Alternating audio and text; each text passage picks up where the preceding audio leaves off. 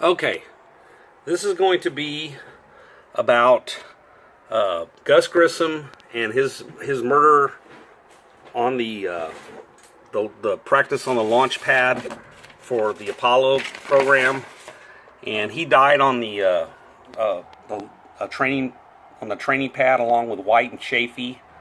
Now, Gus Grissom had some problems with NASA. He had just published. He'd been talking about how none of their equipment was actually going to work, and how it was we could never go to the moon. And he actually released this rather famous picture. He took a picture of a lemon hanging on the capsule. And it's just kind of a famous thing. Look it up on yourself. I didn't just make this up. And he was getting death threats. So I'll put some.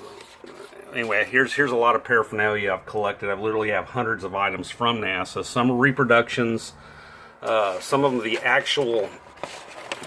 This is the flyby tape that I got from NASA. This is an actual flyby tape. It's a reproduction of it. But it's a copy of the roll, how they would go over. Now, this was actually shot at Area 51. They made all the they made it up, this part. Stanley Kubrick actually shot the moon landing. Here's some more of the paraphernalia here. Stanley Kubrick actually shot all the moon landing stuff. Or two of them. He did the first and the third. He had been shooting 2001: A Space Odyssey, and the Nixon administration came up to him and said, "We have a job for you. You need to answer your country's call." Wernher von Braun, as much as 2 years earlier, was saying, and here's Wernher von Braun's Department of Justice document. It's heavily redacted, but it's from the Department of Justice. He was brought in on Operation Paperclip and the Rat Line, getting all the Nazi scientists from Peenemünde that developed the V2 rocket. And so anyway, he said we were 20 years away from it, and that was several years before JFK said we're going to land a man on the moon next decade. He said we were 20 or 30 years away. So they faked it. Didn't have the technology to do it, so they faked it. There are no original moon landing videos. They all mysteriously disappeared. And here's a copy of the press kit given out by NASA. This is an actual press kit. Like I said, I did some work for them several years ago, when they hand out goodie bags to people that do them little favors, and they're just copies of silly paperwork. Now here's some copies of honorary doctorates given to. Here's the roundup. This is the internal. It's another one of these. Anyway, it's like NASA's little in-house news fund section deal. Here's a document from Martin Marietta. It's an actual document talking about how the specs are off. Here's the stamp on it. Got all kinds of. I literally have hundreds of memorabilia. Here's a copy of a handwritten thing from Wernher von Braun to a major general. Here's some of Wernher von Braun's copies of his sketches for multi-stage rockets. I even have the menu for Gemini here, so this is what they actually had or said they had. I have copies of egress procedures. Now it's kind of funny. McNamara, under orders, destroyed the dies that made the Saturn V up, and there was really no reason to do that, but it was done. And they also don't have any copies of the original Apollo footage. They say they either lost it or it got copied over. It was put on VHS and it got copied over, or they just lost it. So I really don't believe any of that. The only missions manned that have gone through the Van Allen radiation belt are Apollo, not Apollo-Soyuz, but the Apollo lunar missions. Everything else is well within the Van Allen radiation belt. Apollo-Soyuz was within it, the Mir, Skylab, the International Space Station, those are all well within the Van Allen radiation belt.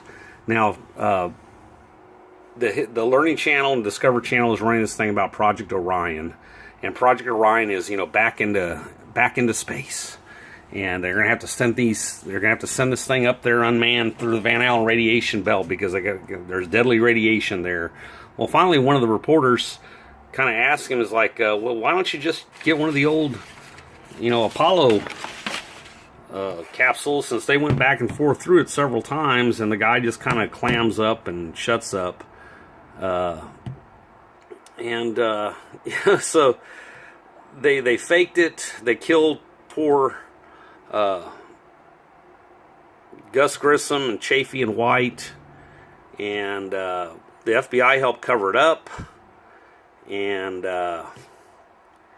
it's a shame what happened to him. If you want to fake going to the moon, that's all well and good. But when you have to kill people, it's not worth it, and you lose credibility. The FBI doesn't really have any credibility. Now the guys they sent to his house, as soon as he died, they sent men over to his home to get all his paperwork, and he had warned everybody that he had had death threats, and that